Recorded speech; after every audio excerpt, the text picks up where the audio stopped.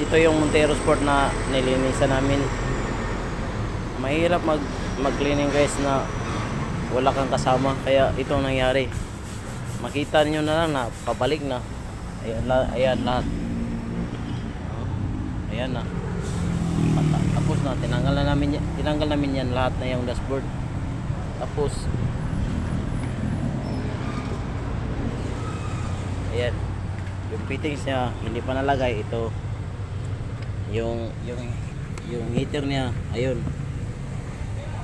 Oh, hindi masyado makikita kasi blurred yung cellphone namin. Tapos kaya ang hirap talaga.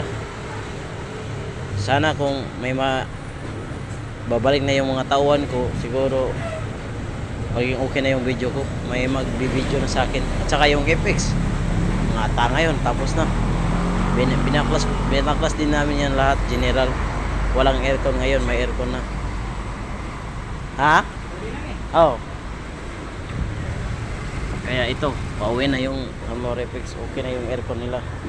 Ayan guys. Pauwi na daw sila sa Baluy. Taga Baluy yan sila guys. Yun ang Montero Sport. Kaya pasensyahan nyo yung video ko. Kaya ito yung video na parang putol-putol, mamagatog, putol-putol. Maraming salamat guys sa pag-subscribe.